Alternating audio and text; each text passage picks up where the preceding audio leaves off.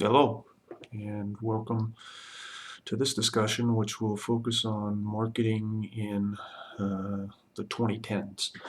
And what we will do in this discussion is we'll focus on two primary topics. The first thing that we'll talk about is something called value co-creation, and then we'll look a little more in depth than we did in the previous discussion about technology and um, what technology's role in marketing is in the 2010s. All right, so the first thing that, like I said, that we're going to talk about is this concept known as value co-creation, and this ties back into some of the stuff that we talked about in the overview of marketing lecture, in the sense that ties in with respect to value, it ties in with respect to the 4 Ps of marketing: price, product, place, promotion, and it also ties in with respect to customer needs. And value co-creation refers to engaging the customer in the production and or distribution of value. So again, value co-creation refers to engaging the customer in the production and or distribution of value. And this is value co-creation is a concept that emerged in the academic literature in the mid 2000s. And it's since kind of morphed from the academic environment into marketing practice. And the real key aspect of value co-creation is this idea of customer engagement. Um, and so the question for many organizations now, from a marketing perspective, particularly those that really buy into the value co-creation concept, is how do we engage the customer? And there are a number of different possible ways to engage the customer, and we'll talk about a couple of them. And pardon me, every once in a while I'm going to put on my glasses to kind of check my notes. One way that the customer can be engaged is by allowing the customer substantial input into the product that's being purchased. So, we had talked about in the previous discussion, we had talked about Chipotle, and Chipotle is largely what's known as a make-to-order place. You go in and you ask for a particular product, and then you get to kind of indicate what ingredients you want or don't want on your, taco or your burrito.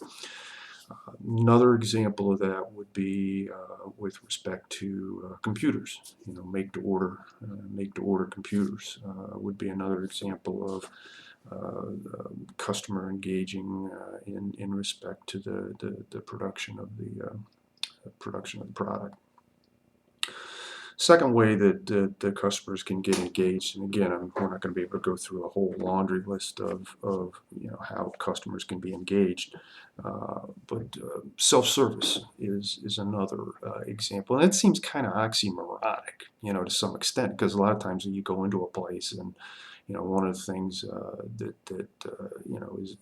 has historically been nice about certain retailers is the fact that you take the stuff to a checkout counter, and a cashier of some sort, records your transactions and takes your money or your credit card or whatever, and gives stuff back. Increasingly, there's a self-service option, and it doesn't just have to do with checking out, although that's certainly one of the places where it's prominent. So if you think about retailers that have self-checkout aisles, you can go into, I know when I go into Giant Eagle has a self-checkout aisle, and Walmart, and some Walmarts have self-checkout aisles, and Home Depot has some self-checkout aisles, and the idea behind these things isn't just that they're available, but it's really key. And one of the things that becomes really frustrating is if these self-checkout aisles exist, but if they don't function, and that's one of the challenges that some of the retailers have encountered when they have dealt with these self-checkout lanes, because for whatever reason, product might not scan real well, or one of the challenges that I have when I go to Giant Eagle sometimes is that when I buy a greeting card has virtually, if you buy a greeting card and you scan it,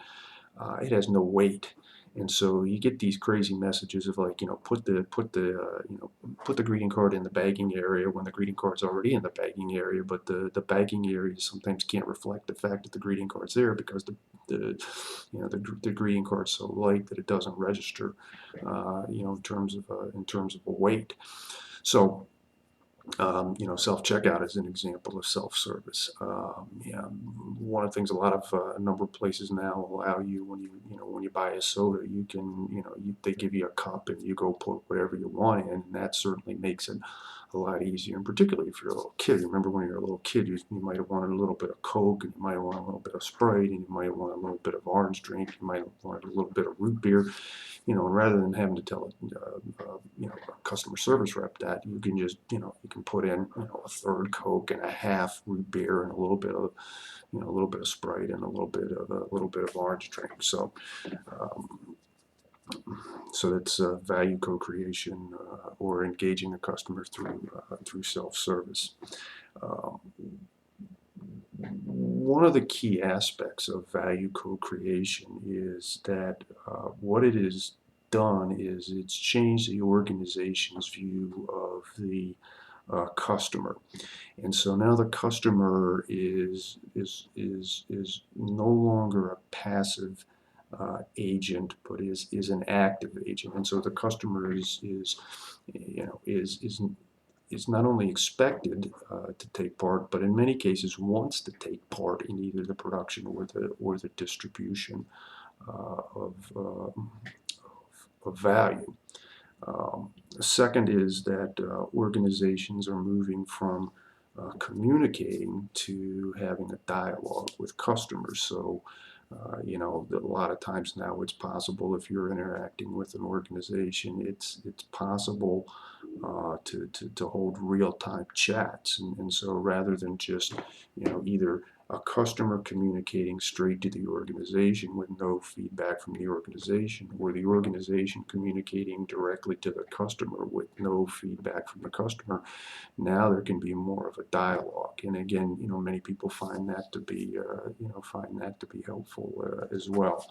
So value co-creation is one key topic associated with marketing in the 2010s. Second one, excuse me, I got a little itch.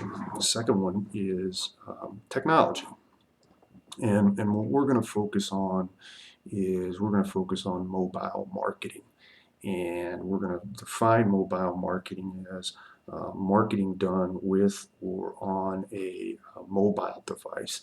Now, mobile marketing is a relatively new concept, and as such, there are a number of definitions, and I don't want us to get too hung up on the definitions, but the one that I just gave you, marketing done with or on a mobile device. There are some people that basically will argue that, well, a mobile device has to be smaller than a certain size. So basically, a mobile device would be a smartphone or a cell phone. I'm going to take the perspective that if it's portable, it's mobile, and so as a result, that would include things like laptops and tablets, and obviously cells or smartphones. And one of the ways to consider mobile marketing is to look at some statistics, and then to think about some of the implications of those statistics from a marketing perspective. So, the statistics that I'm going to give you, or the statistic that I'm going to give you now, it's pretty accurate as of June of 2015 when I'm recording this.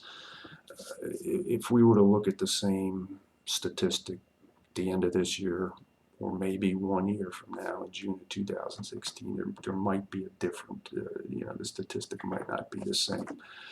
And the statistic is that mobile coupons are 8 times as likely to be redeemed as are email offers. And this has tremendous implications from a marketing perspective, because if you think historically, and a lot of you are pretty young, but historically couponing was done one way, and that was pretty much the Sunday newspaper, or newspaper coupons, and those things require a lot of effort, and quite honestly, traditional coupons haven't been very effective. There's, and I don't know who does this. Maybe there's, 2 guys in a secret room somewhere, but every year there's an organization that puts out statistics about how many coupons are distributed in the United States, and approximately 330 billion, that's what it'd be, right? 330 billion coupons were distributed in the U.S. in 2014, and roughly 1% of them were redeemed. So that's if you think about that, that's incredibly ineffective, and it's incredibly inefficient from a cost perspective, because just there's a lot of trees that are dying for stuff that isn't being used. So the fact that you've got something like a mobile device where you could send a coupon to a mobile device, and the person, there's not a lot of effort involved with that. It's just, you turn your phone on, and you go to the particular either app or location where the coupon is, and it's becomes relatively simple to use. So what you're beginning to see is a trend away from the kind of the traditional couponing, if in part because not as many people are reading the newspaper anymore. I mean, that's a key, that's a key change. So the idea that mobile coupons have significantly and substantially better redemption rates than other forms of couponing has important implications for marketing. The second thing I want to talk about with respect to technology is a concept you might have heard something about. It's really exploded over the last couple of years, and it's the concept of big data.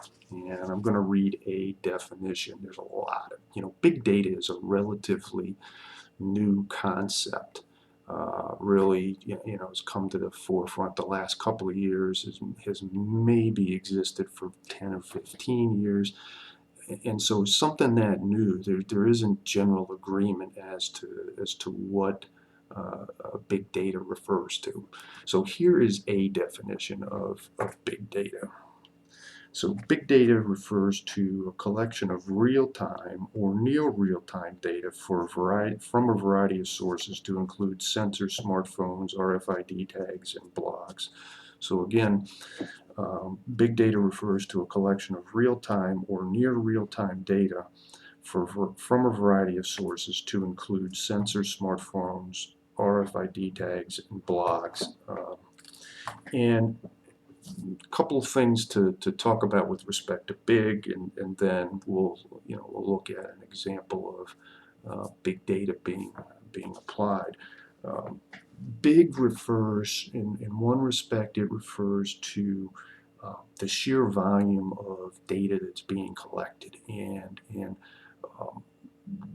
one of the reasons that big data is a relatively new concept is it just without the advancements in technology that have occurred over the last 20, 30 years, it just wasn't possible to collect large amounts of data, in part because it would take a really long time to process and analyze that data.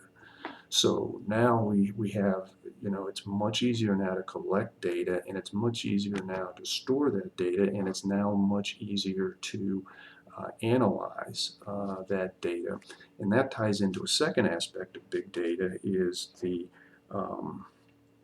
ability and the necessity to analyze the data quickly and then make decisions. And like I said, I mean, I think back to, when I was an undergraduate, if I wanted to, if I had to do computer work, I had to write a program, had to type it on computer cards, had to turn it into the person at the computer center. They ran the cards through the card reader, went into used a particular program that it needed to take. The results then got printed, and this stuff, and you sit there and you say, how long did this take? Well, some jobs, I mean, if you had a lot of cards and you had really, you had a sophisticated program that needed to be run, you might turn something in at, let's say, 8:30 at night. You'd come back at 11, and maybe it was done, maybe it wasn't done. So that's like 2.5 hours. That's a lot of time. And what if you made a mistake? Then you had to repeat, the process. So it's, now the capabilities, I mean, it just tremendous quantities of data can be analyzed relatively quickly because of advances in computing power and technology and stuff like that. So again, the big is refers to both the volume of the data as well as the ability to analyze and process the data quickly. And so he said, okay, that's great. Help me here. How are we gonna, what kind of things can we learn from big data? There's a couple of one example that I always like to use about big data, and one of the companies that was really on the forefront of big data was Walmart. And one of the things that Walmart learned a number of years ago was that the two products that were most commonly bought together were cereal and bananas. Now, that might not be real exciting to you, that cereals and bananas were the two products most commonly bought together, and you might remember this from being a little kid, but I certainly remember this. When I was younger, 30s, 20s, the only place you could get bananas in a grocery store was in the produce section, right? A lot of places now, when you go to a grocery store, you'll see bananas not only in the produce section, but sometimes you'll also see them in the cereal aisle. And that's a direct result of the fact that Walmart learned this from its data analysis. Lowe's, the home improvement retailer, does similar kinds of stuff. And what they do is they track consumer traffic in their stores. And so they're watching when the people are coming in and where the people are going and how they're doing and things like that. And so what it allows Lowe's to do is staff the stores for when customer traffic is the heaviest. Plus, they've learned, like these patterns like Walmart found, that if somebody's looking at let's say paint, I mean, an obvious thing is if you're looking at paint, you might be looking at paintbrushes. So logically, what you end up then doing is you locate the paintbrushes in relative proximity to the paint. So we talked about two things with respect to marketing in the 2010s. We talked about the value co-creation, and we talked about technology. So we'll see you down the road. Bye.